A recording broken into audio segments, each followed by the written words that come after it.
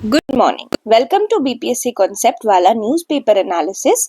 Today we are going to analyze the Indian Express dated September 10, 2024 and the day is Tuesday. तो सबसे पहले हम लोग जैसे स्टार्ट करते हैं हेडलाइन से स्टार्ट करते हैं।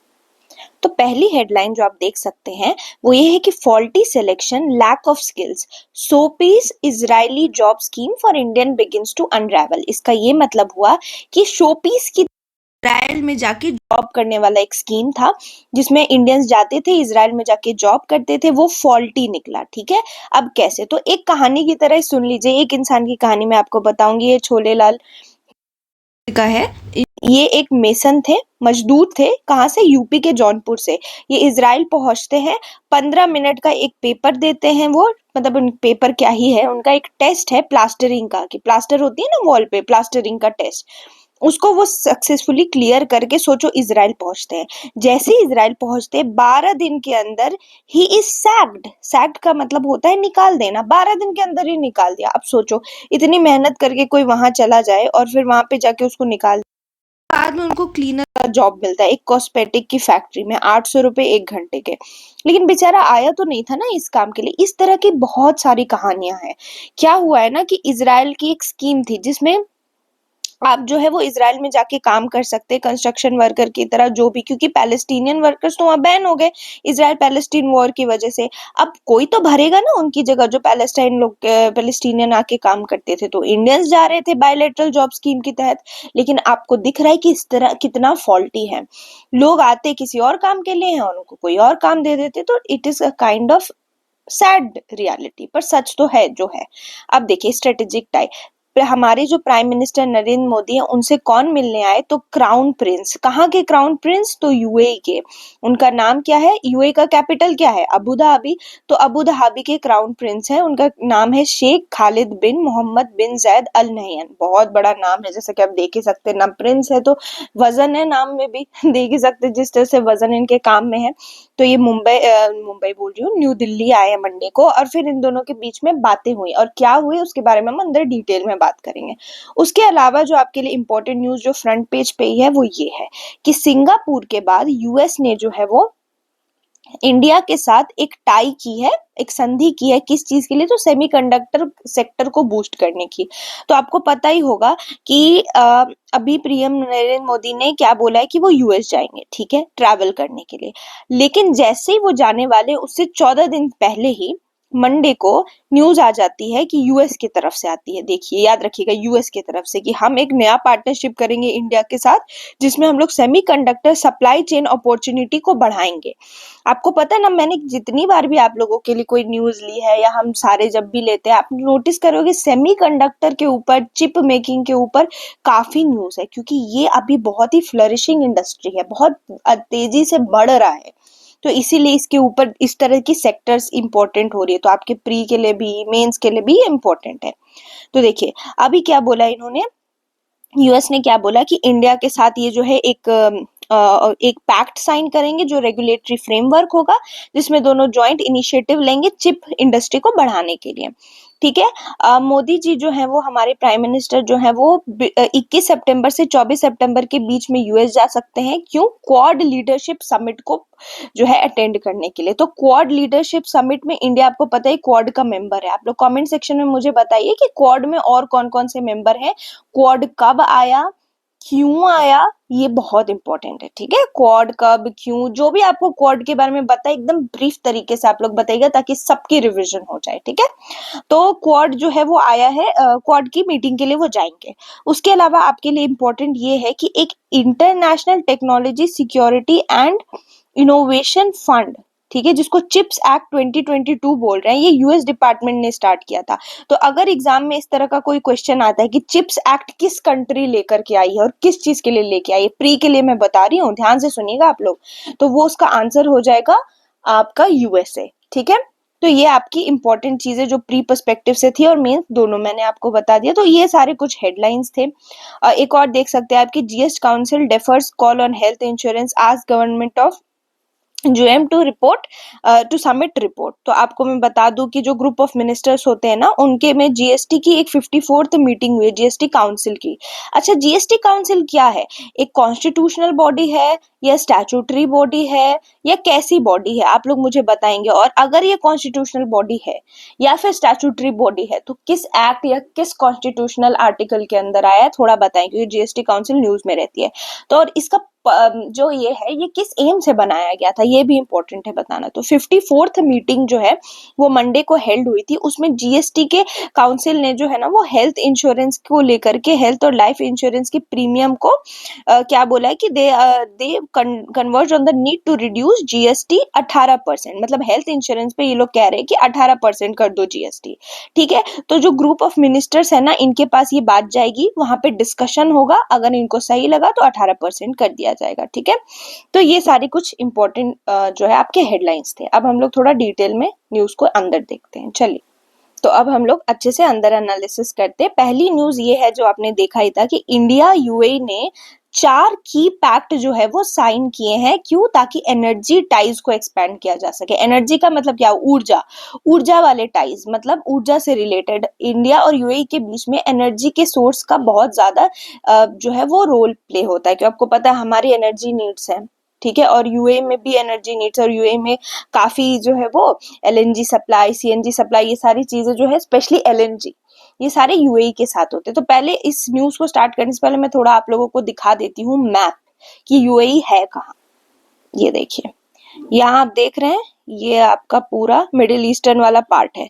यहाँ पे यूएई है, United Arab Emirates full form बोलते हैं यूएई के। तो ये यहाँ पे अपना यूएई कंट्री है, और इधर आपके मैप में दिख नहीं रहा होगा, मैं दिखा देती हूँ। इधर ये आपका इंडिया, ठीक है, और इधर यूएई है।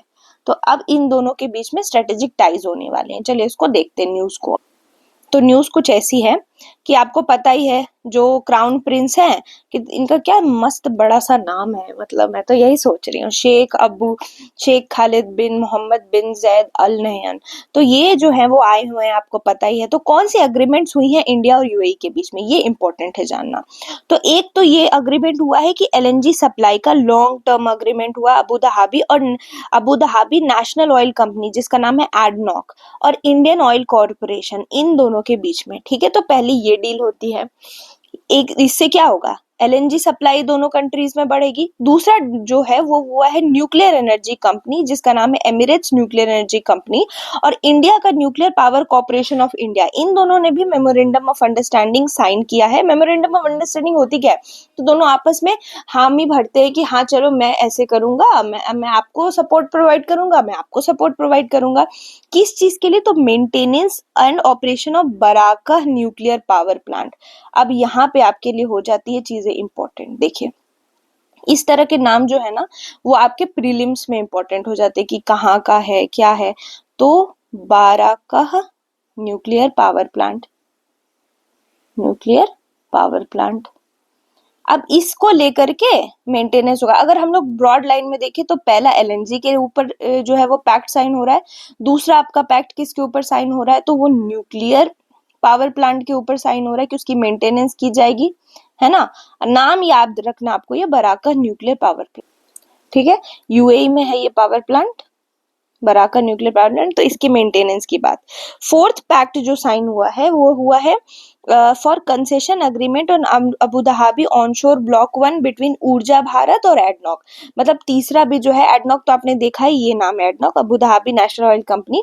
तो ये जो एडनॉक कंपनी है और अपनी इंडिया का ऊर्जा भारत, इन दोनों के बीच में कंसेशन अग्रीमेंट साइन हुआ है। मतलब कुछ पैसे वैसे कम करेंगे, सिंपल भाषा में तो यही बात है। और एक सेपरेट पैक्ट साइन हुई है गुजरात गवर्नमेंट और Abu Dhabi development holding company के बीच में, फूड पार्क सेटअप करने के लिए। क्या? तो फूड पार्क सेटअप होने की बात हो रही है।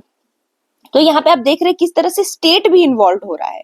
Country as a whole India तो हमारी इन्वॉल्व हो ही रही है, plus Gujarat as a state भी इन्वॉल्व हो रहा है। तो अगर हम स्ट्रेटेजिक टाई किसी कंट्री के साथ करते हैं तो सिर्फ इंडिया को ही नहीं, स्टेट्स को भी बेनिफिट मिलता है। ऑफ कोर्स मिलेगा ही, हमारे स्टेट्स मिलकर ही तो इंडिया है। पर फिर भी आप देख सकते हैं कि डिटेल, मतलब जो स्टेट्स हैं वो भी अपना एक रोल प्ले करती हैं।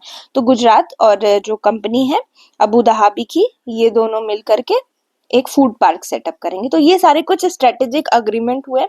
उसके बाद जो क्राउन प्रिंस है वो द्रौपदी मुर्मू जी से मिलने राष्ट्रपति भवन जाते हैं सॉरी राष्ट्रपति भवन जाते हैं मिलने के लिए। उसके बाद जो है क्राउन प्रिंस जो है वो राजघाट जाते हैं, वहां पे वो अपने हमारे गांधी जी को ट्रिब्यूट देते हैं, और ये ट्रिब्यूट देने वाले तीसरे जनरेशन यूएई के लीडर बने। मतलब यूएई में भी तो कितने जनरेशन से लीडर चल रहे होंगे, तो ये तीसरे जनरेशन के लीडर हैं जो हमारे राजघाट में आके गांधी जी को ट्रिब्यूट दिए हैं। पहले कौन थे? तो पहले थे शेख जायद बिन सुल्तान अल नहियन 1992 में, उसके बाद शेख मोहम्मद बिन जायद अल नहियन 2016 में, और फिर 2016 के बाद 2024 में हमारे जो है वो जैद अल नहियन जो है बिन खालिद बिन मोहम्मद वाले आए हैं। ठीक है, तो ये थर्ड जनरेशन है। उसके अलावा ये चले जाएंगे दिल्ली के बाद मुंबई जाएंगे, और मुंबई में वहां जाके India UAE virtual trade corridor VTC ये वीटीसी कॉरिडोर होगा जिसमें ट्रेड के बारे में बात होगी। ठीक है, और एक मैत्री इंटरफेस बना है जो इसी को फैसिलिटेट करेगा। मतलब सिंपल सी भाषा में बात करें तो मैत्री इंटरफेस हेल्प करेगा इस चीज को। ठीक, तो ये पूरी चीज न्यूज थी।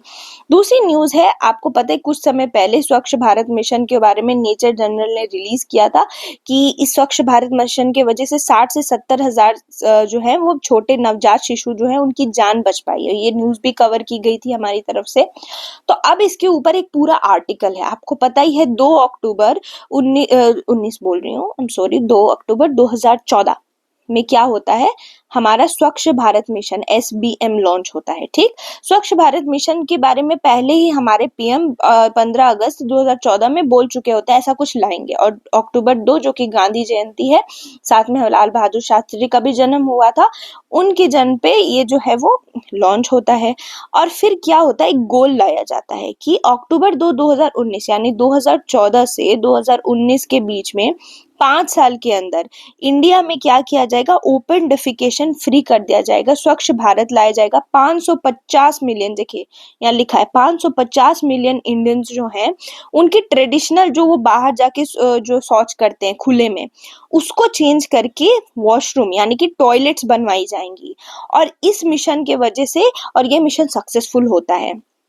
ठीक है, और सबसे बड़ी बात है कि this was first time in the history कि किसी गवर्नमेंट के हेड ने ऐसे पब्लिकली वर्ल्ड में ऐसे अनाउंस किया हो कि हम जो है वो डेफिकेशन फ्री कर देंगे पूरे देश को, और किया भी। ठीक है, कब? तो 2019 में ये प्लान था, और 2014 से 19 में ये चीज क्लियर हो जाती है, ओपन डेफिकेशन फ्री हो जाती है। इससे क्या हुआ, इससे 550 मिलियन लोगों का बिहेवियर चेंज हुआ ना। एक तरह से देखा जाए तो बिहेवियर में था हमारे बाहर जाकर सोच करना, पर बिहेवियर चेंज करना, लोगों की सोच बदलना, ये एक बहुत बड़ा सक्सेस होता है। ये क्या हो गया, ये जन आंदोलन में चेंज हो गया। ठीक है, ये जो है वो जन आंदोलन में बदल जाता है। ये स्टार्ट जो है वो एक स्कीम की तरह हुआ, पर बाद में ये जन आंदोलन बन गया, मास मूवमेंट। बहुत बड़ी चीज होती है ये, मास मूवमेंट नहीं होगा तब तक ये नहीं होगा। इसमें उसको मास मूवमेंट बनने में क्या मदद किया, तो जो पीएम है हमारे, उन्होंने क्या किया, उन्होंने कहीं ना कहीं अपनी मन की बात जो वो रेडियो प्रोग्राम चला रहे थे, वो सारे रेडियो प्रोग्राम्स की मदद से उन्होंने क्या किया, लोगों को एड्रेस किया, लोगों को बताया क्यों जरूरी है। फिर क्या हुआ, एक तरह से गौरव यात्रा निकली। ये बड़ी इंपॉर्टेंट चीज है, गौरव यात्रा यानी प्राइड टूर। जैसे ही कोई गांव है ना अपने आप को बोल देता था कि हाँ मैं जो है ओपन डेफिकेशन फ्री हो चुका हूँ, अब जो है कोई बाहर शौच नहीं कर रहा है, तो वहां पे गौरव यात्रा निकलती थी। तो ये आसपास के गांव में ना एक फ्रेंडली कंपटीशन हो जाता था कि अरे नहीं मैं भी गौरव यात्रा निकालूंगा। सोच रहे हो आप लोग कितनी सोच समझ के सारी स्कीम बनाई जाती हैं। फिर क्या हुआ, एक फ्रेंडली कंपटीशन शुरू हो गया, और फिर धीरे धीरे कुछ स्टेट जैसे कि हिमाचल प्रदेश, केरला, उत्तराखंड और हरियाणा ने बोल दिया कि हम तो भैया ओपन डेफिकेशन फ्री हो गए। उसके बाद बाकी स्टेट्स ने भी देखा अरे हमें भी करना चाहिए, और अक्टूबर 2 2019 में सारे स्टेट्स जो थे उन्होंने बोल दिया अब हम ओपन डेफिकेशन फ्री हो चुके हैं, मतलब बाहर में अब कोई शौच नहीं करता। फिर जो है यूनिसेफ ऑर्गेनाइजेशन जो है उसका फुल फॉर्म, और ये यूएन के अंदर है या नहीं है, क्या है, आप लोग प्लीज कमेंट सेक्शन में मुझे बताएं। ठीक है, यूएनसेफ इज एन इम्पोर्टेंट ऑर्गेनाइजेशन। तो यूएनसेफ की एक स्टडी ने क्या बोला था कि जो ओपन डेफिकेशन फ्री स्टेटस गांव में आया है ना, जिस भी गांव में आया है, उस गांव में 50,000 के ऊपर पर मंथ नहीं सॉरी 50,000 के ऊपर एनुअली पर साल लोगों ने बचाए हैं। किस में बचाए हैं? तो मेडिकल की फीस में बचाए हैं। ये पैसे जो बचे हैं ना, ये बाद में अपने हेल्थ में ही काम आए हैं। तो ये भी बहुत बड़ा अच्छा डेटा, ये आप लोग मेंस में कोट कर सकते हैं। और सबसे बड़ी जो कहानी और सबसे इंटरेस्टिंग है वो ये है कि जब ये स्वच्छ भारत मिशन के लिए Mahatma Gandhi international convention India जो हमारे पीएम है उन्होंने लॉन्च किया था। ये 2018 में लॉन्च होता है, ठीक है, Mahatma Gandhi international sanitation convention. इस कन्वेंशन में आते हैं नाइजीरिया के मिनिस्टर, वाटर और सैनिटेशन मिनिस्टर। वो इतने इंप्रेस हो जाते हैं इस वाले कॉन्फ्रेंस में सुनकर स्वच्छ भारत मिशन के बारे में, जो हमारे पीएम उनको बताते कि वापस जाके अपने कंट्री में क्लीन नाइजीरिया कैंपेन ले आते हैं। यानी किस तरह से हमने पूरे वर्ल्ड को इन्फ्लुएंस किया है। ये पूरा आर्टिकल ना आपके प्री मेंस सबके लिए इंपॉर्टेंट है। उसके बाद दिल्ली डिक्लेरेशन ऑफ कॉन्फ्रेंस होती है, ठीक है। इस कॉन्फ्रेंस में 4P की बात की जाती है: political leadership, public finance, partnership और पीपल पार्टिसिपेशन। इन चारों चीज को, ये जो 4P है, ये 4P आपके लिए बाद में काम आ जाता है एज अ एग्जाम्पल, ठीक है। जो 4P है ये एज एन एग्जाम्पल काम आ जाते हैं, ठीक है। 4P जो है कौन से? तो एक पीपल पब्लिक पार्टिसिपेशन, ठीक है, पब्लिक पार्टिसिपेशन। दूसरा पॉलिटिकल लीडरशिप, पॉलिटिकल लीडरशिप, और फिर पब्लिक फाइनेंसिंग। ये सारी चीजें हैं क्या? बड़ी सिंपल सी चीजें, वो नाम से ही पता चल रहा होगा। और पार्टनरशिप मतलब पॉलिटिकल लीडरशिप यानी कि कोई हमारा नेता, उसके अलावा पब्लिक फाइनेंसिंग यानी कि कुछ पैसे चाहिए किसी स्कीम को सक्सेसफुल करने के लिए। फिर पार्टनरशिप, लोग साथ नहीं आएंगे तो कैसे होगा। और फिर अल्टीमेटली पब्लिक पार्टिसिपेशन, जब तक जनता जागरूक नहीं होगी तब तक तो कुछ हो ही नहीं सकता। तो ये सारी कुछ चीजें थी जो इम्पोर्टेंट थी आपके लिए जानना स्वच्छ भारत मिशन के लिए। और एंड में जो आपके लिए प्री के लिए एक बहुत इंपॉर्टेंट सा पार्ट हो जाता है वो ये है कि अभी तक और ऐसे कौन से स्कीम्स हैं हमारे जो पूरे वर्ल्ड को इंस्पायर कर रहे हैं और सक्सेसफुल हुए हैं। वो है उज्ज्वला स्कीम, जिसमें हम लोग कुकिंग गैस सिलेंडर देने की बात की गई थी। जन धन के बारे में हम बात कर ही चुके हैं। आवास योजना, आयुष्मान भारत मेडिकल इंश्योरेंस, जल जीवन मिशन, ये सारी कुछ ऐसी स्कीम्स है ना जिन्होंने इंडिया को, in fact prime minister Narendra Modi की पॉलिटिकल लीडरशिप में, इंडिया को ग्रो करने में, स्वच्छता लाने में और इंडिया की डेवलपमेंट, ओवरऑल डेवलपमेंट, ठीक है, विकास में, डेवलपमेंट क्या हुआ, विकास, ओवरऑल जो विकास है उसमें मदद करी है, ठीक है। तो ये हो गया आपका स्वच्छ भारत पे जो आर्टिकल आए थे। नेक्स्ट आप लोग देख सकते हैं कि किस तरह से ये हमारी इंपॉर्टेंट बुक है जिसे आप लोग अपने प्रीलिम्स के लिए प्रैक्टिस कर सकते हैं। एग्जाम नजदीक है, प्लीज अपना जोश एकदम हाई रखें क्योंकि इस बार नहीं तो फिर मुश्किल है।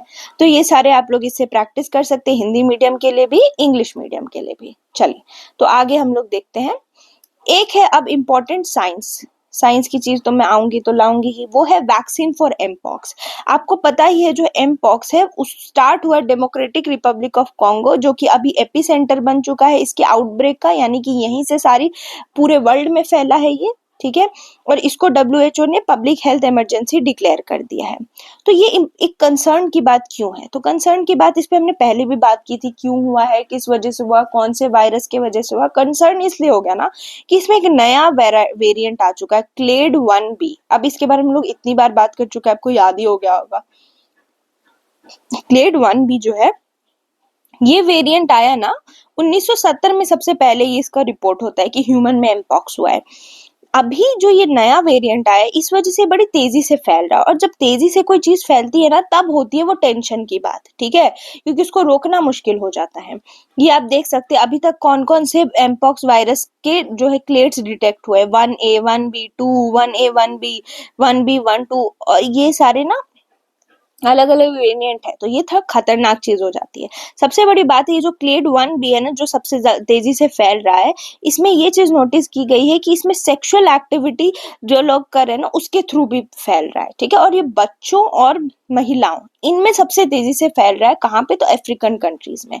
अब वैक्सीन की क्यों जरूरत पड़ गई, मतलब वैक्सीन की क्या जरूरत पड़ी? और देखो वैक्सीन तो चाहिए। 3 वैक्सीन अभी अवेलेबल है एमपॉक्स के, ठीक है। और ये सारे जो है इंपॉर्टेंट ये है कि ये वैक्सीनिया के जो एक वायरस है जिससे ये एमपॉक्स हो रहा है, लाइव वायरस, इसको वीक करके तब बनाया गया है। तो आपके लिए वैक्सीनिया वर्ड इंपॉर्टेंट है। वैक्सीनिया लाइव वायरस को यूज करके ये तीनों वैक्सीन बने हैं। आपके लिए इंपॉर्टेंट ये है कि एक वायरोलॉजिस्ट ने क्या कहा है कि स्मॉल पॉक्स और एम पॉक्स बहुत सिमिलर हैं, क्योंकि दोनों सेम फैमिली ऑफ वायरस से बिलोंग करते हैं। वायरस की भी फैमिली होती है, ठीक है। एम पॉक्स लेकिन थोड़ा कम सीवियर है स्मॉल पॉक्स के, लेकिन अब टेंशन इसलिए हो चुकी है क्योंकि एम पॉक्स बहुत तेजी से फैल रहा है। 3 वैक्सीन जो अभी है, पहला है वैक्सीनिया अंकारा जो कि डेनमार्क ने बनाया है। दूसरा वैक्सीन है LC16M8 जो कि जापान में बना है, और आखिरी ACM2000 जो कि यूएस में बना है। ये सारे जो है ना वो यूएस के फूड एंड ड्रग एडमिनिस्ट्रेशन से अप्रूव्ड है कि हाँ यूज किया जा सकता है। एक वैक्सीन हमारी सीरम इंस्टीट्यूट ऑफ इंडिया में भी बन रही है कहीं ना कहीं। अब देखिए इतना लेट क्यों हो गया वैक्सीन बनने में, जब ये 1970 की चीज है, अब इतनी तेजी से फैल रही है, तो अब भी क्यों बन रहा है वैक्सीन।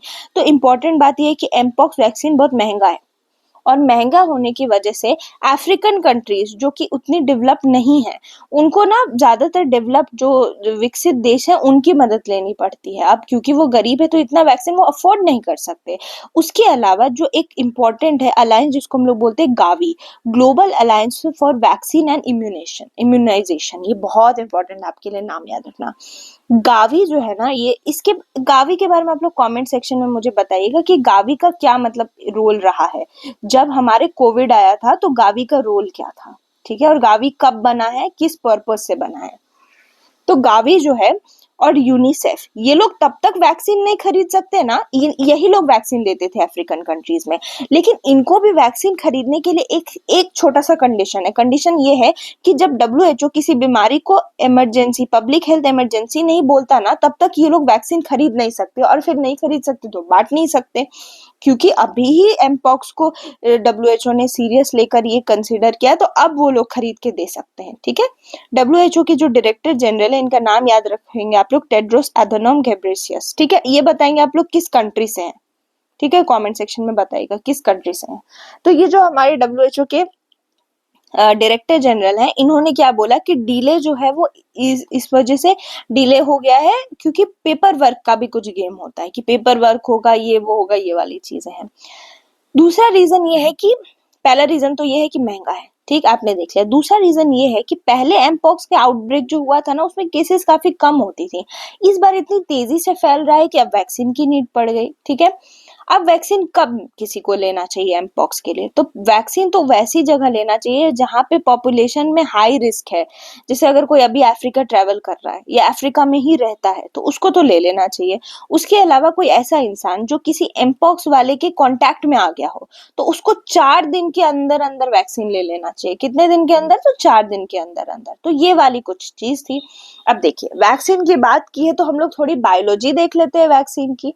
वैक्सीन की बायोलॉजी ना बहुत सिंपल है, और ये आपके जो है वो प्री में आराम से आ सकता है, इसमें कुछ भी आ सकता है। तो मैं आपके लिए एकदम ब्रीफ में कवर करती हूँ, बाकी तो बायोलॉजी की जब चीजें होती हैं तो NCERT वगैरह कवर्ड है, आप उसमें देख लीजिएगा, आगे भी बता दिया जाएगा। पर पहले आप लोग देखिए वैक्सीन काम कैसे करता है। सिंपल सी चीज है, वैक्सीन में एकदम सोचना ही नहीं है।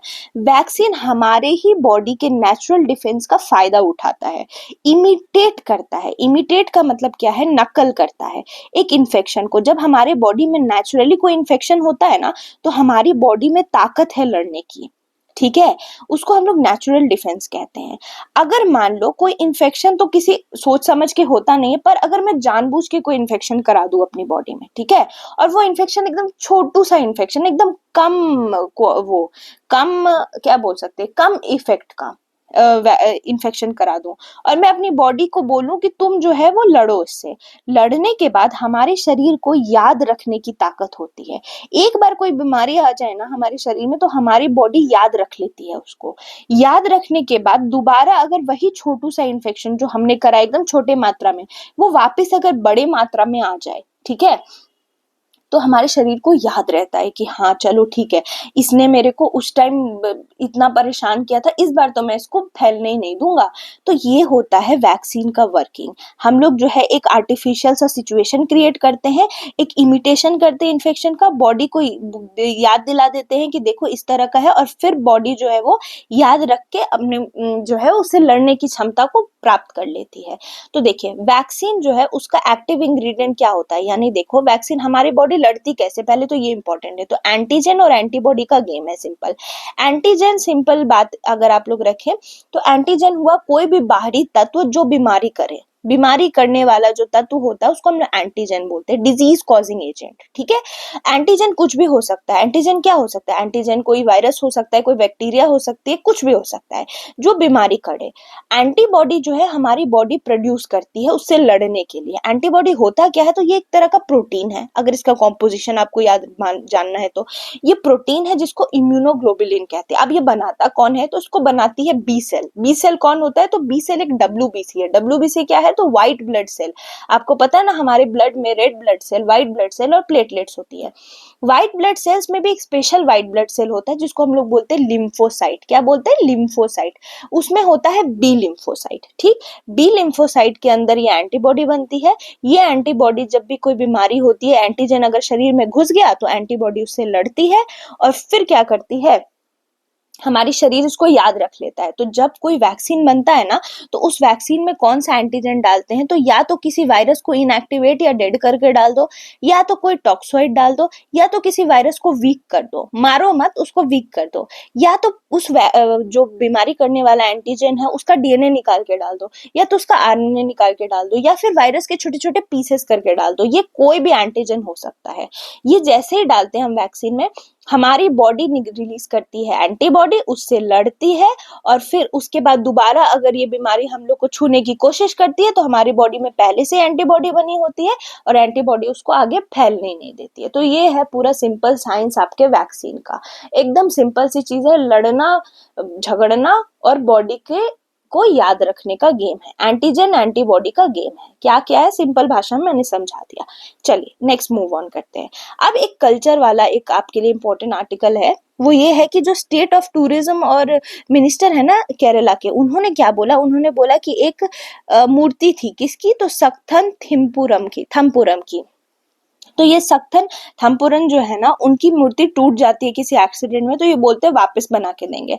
अब क्यों इंपॉर्टेंट हो जाते हैं ये इंसान? तो सक्थन थम्पुरम जो है वो राजा राम वर्मा कुंजपल्लई या फिर राम वर्मा 9 के नाम से भी जाने जाते हैं। ठीक है, ये जो है वो कोच्चिन के राजा थे। 1790 से लेकर के 1850 तक इन्होंने रूल किया था। इनका जन्म हुआ था कहाँ पे? तो इनका जन्म हुआ था कोच्चिन रॉयल फैमिली में और इनको रेज किया था इनकी आंटी ने। ठीक है, जो इनको सक्थन बोलती थी। सक्थन का मतलब होता है पावरफुल और थम्पुरन का मतलब होता है ये एक संस्कृत वर्ड जो सम्राट है ना उसी से मिलता जुलता है, यानी पावरफुल सम्राट हुआ है सक्थन थम्पुरम का मतलब। ठीक, ये कोच्चिन किंगडम में थे। जो कोच्चिन किंगडम किसका पार्ट था? तो लेट चेरा, आपको पता ना चोला चेरा और पांड्या, ये एक बहुत ही स्ट्रॉन्ग जो है वो साउथ इंडियन किंगडम्स थे। ठीक है, उसमें से जो चेरा है वो लेट चेरा जो थे वो कोच्चिन किंगडम थे, उनके ये पार्ट थे। ठीक है, इनके बारे में कहा जाए तो ये इंपॉर्टेंट ये क्योंकि स्ट्रैटेजिस्ट थे और रूलर तो थे ही थे। सक्थन थम्पुरम जो है ना वो कब आ गए जो है अपने पिताजी के बाद उन्होंने कब गद्दी संभाली? तो 18 साल की उम्र में, यानी बहुत ही यंग थे। ही एडवाइज हिज किंग, उन्होंने अपने राजाओं को कहा कि तुम डच लोगों के साथ और इंग्लिश लोगों के साथ अच्छे रिलेशंस बना के रखो, ताकि क्या होगा ना हम लोग का ट्रेड अच्छे से हो जाए। सक्थन के बारे में क्या कहा जाता है कि मैसूर ने अटेम्प्ट किया था त्रावणकोर को इन्वेड करने के लिए, लेकिन सक्थन जो है उन्होंने किसी को इन्वेड नहीं करने दिया, यानी कि अटैक नहीं करने दिया। सक्थन थम्पुरन जो है उन्होंने एक इंस्टीट्यूशन जिसको क्या बोलते हैं योगे त्रिपदा, जिसका मतलब होता है spiritual head of the vernaculum who conspired against the wishes king, यानी कि कुछ साथ में मान लीजिए पंडित वगैरह बैठते थे और ये लोग बोलते थे हम राजा को हटा देंगे। तो ये लोग कौन थे जो साथ बैठते थे? योगी तिरुपत। इनका सिस्टम ही हटा दिया इन्होंने। ठीक है, इन्होंने एक बहुत ही अच्छी रेपुटेशन बनाई थी जिससे लोग डरते थे उनसे। ठीक है, और कोई क्राइम नहीं करना चाहता था। इन्होंने ना एक फेस्टिवल लेके आए थे जिसका नाम था थिस्सुर एंड पूरम। ये जब कोचिन में थे ना तो इन्होंने क्या किया था, मर्चेंट्स को ये एनकरेज करते थे ब्रिटिश ऑफिशियल्स को रिलोकेट करने के लिए। इन्होंने ना अपने किंगडम के फाइनेंसेस भी बहुत अच्छे बना रखे थे। सक्थन ने थिस्सुर पूरम शुरू किया था 1797 में, जो कि एक ऑल्टरनेट था किसका? तो अजतुजापुरम। ये एक टेम्पल फेस्टिवल है क्या ये? तो ये एक टेम्पल फेस्टिवल है। यहाँ पे क्या होता था कि थिस्सुर में लोग आते थे और शिव जी की पूजा करके जाते थे और शिव जी वहाँ के डेटी थे। डेटी यानी कि मेन भगवान महान थे। तो थिस्सुर पूरम फेस्टिवल जो है वो इन्होंने ही कहीं ना कहीं स्टार्ट किया था, ठीक है, 1797 में थिस्सुर पूरम। ये बहुत इंपॉर्टेंट फेस्टिवल, आप देख सकते हैं कितने जोर शोर से लोग आए हैं। और ये है सक्तम थंगपुरम, ये इनकी पिक्चर है। नेक्स्ट आर्टिकल ये है कि आपको पता है ये टाइफून यागी आया हुआ है चाइना में, और चाइना के बगल में वियतनाम है। तो वियतनाम में 59 लोग मर गए, और मैंने बताया था आप लोगों को कि ये सेकंड सबसे स्ट्रॉन्गेस्ट टाइफून 2024 में आया है, जो आया है, ठीक है। तो अब वियतनाम इंपॉर्टेंट हो जाता है। तो ये देखिए वियतनाम, ये रहा। वियतनाम हिस्टोरिकली भी बहुत इंपॉर्टेंट है। इसके बगल में लाओस है, थाईलैंड है, कंबोडिया है, ठीक। यहाँ अगर हम लोग इस वाले मैप में देखें तो ये देखें, ये रहा वियतनाम। चाइना से कितना क्लोज है, तो अगर कोई चाइना में टाइफून आता है तो ऑफ कोर्स वियतनाम में आएगा। तो ये हो गया आपका वियतनाम। आप देख सकते हैं वियतनाम की कैपिटल आप लोग कमेंट सेक्शन में मुझे बताएंगे कि कौन सा कैपिटल है। कैपिटल आ जाते हैं एग्जाम्स में। और जो हमारी इंपॉर्टेंट नेक्स्ट न्यूज है वो ये है कि Kuwait awash and oil money struggles to keep its grid on soaring temperature. Kuwait के बारे में आपको पता है ना कि कुवैत जो है उसमें 6% ऑयल रिजर्व है पूरे वर्ल्ड का। 6%, आप सोच सकते हैं बहुत ज्यादा है। इस वजह से वर्ल्ड का वेल्दीएस्ट स्टेट है, और इसमें बहुत ज्यादा एनर्जी एक्सपोर्ट करता है। ये इतना पैसा है कि ये वापस दुनिया को देता रहता है। लेकिन जून में यहाँ पे इतनी गर्मी थी कि इनका जो ग्रिड है जहां से ये लोग इलेक्ट्रिसिटी प्रोड्यूस करते हैं उस पर इतना प्रेशर पड़ा कि पावर कट हो गया। और पावर कट भी ऐसा वैसा नहीं, इतना ज्यादा कि लोग मरने लगे, इतनी गर्मी थी। तो आप सोच सकते हैं जिसके पास इतने पैसे हैं वो स्ट्रगल कर रहा है अपने ही लोगों को ठंडा रखने के लिए, इतना ज्यादा टेम्परेचर है। तो क्योंकि कंट्री में इलेक्ट्रिसिटी कट क्यों हो रहा है, तो देखो जैसे जैसे हमारा प्लेनेट वार्म कर रहा है वैसे वैसे कैपेसिटी भी तो बढ़ रही है। जितना गर्मी हो रहा है उसको लिए उतना एसी चाहिए।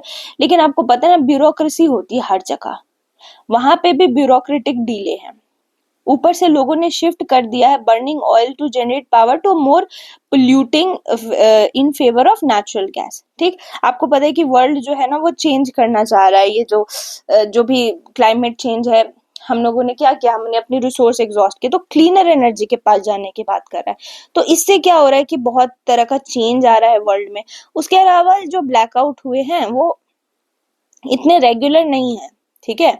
मतलब इतना ऐसा कुछ नई चीज नहीं है। 2006 में भी कुवैत में इस तरह से ब्लैकआउट आया था, ठीक है। ब्लैकआउट का मतलब होता है इलेक्ट्रिसिटी चला जाना, और इलेक्ट्रिसिटी जाता है तो क्या क्या इशू होते हैं, पानी भी तो साथ साथ चला जाता है ना। तो इस वजह से इतनी गर्मी है, 50 डिग्री सेल्सियस टेम्परेचर पहुंच गया। आप सोच सकते हैं 40 डिग्री में हमारी जान जाने लगती है, और वहां पे 50 डिग्री सेल्सियस पहुंच गया है। बहुत ज्यादा हाई है, ठीक है। ये 120 डिग्री फ़ारेनहाइट से भी ऊपर है। तो इतनी गर्मी में इतना पैसा होने का क्या फायदा जब आप अपने लोगों को ठंडा नहीं रख पाते। तो इससे कैसे फेस किया जा सकता है इस प्रॉब्लम को? इस प्रॉब्लम को फेस करने का एक ही तरीका है कि आप लोग पूरे सिरे से चेंज करो। इतनी गर्मी हो क्यों रही है? क्लाइमेट चेंज की वजह से। तो पहले इसको तो खुद टैकल करो, तब अपने पैसे देखना। तो ये एक तरीका है, ठीक। अब आप देख सकते हैं किधर कुवैत, ये देखिए ये है कुवैत आपका, ठीक है। मिडिल ईस्टर्न रीजन में है, यहाँ इराक है या सऊदी अरेबिया या ईरान है। ये आपका क्वेश्चन ऑफ द डे है, कमेंट सेक्शन में आप लोग बताएं। तो ये सारी कुछ चीजें थी आप लोगों के लिए। आई होप आप लोग को ये सेशन पसंद आया। पूरे जोश से पढ़ते रहिए। Thank you.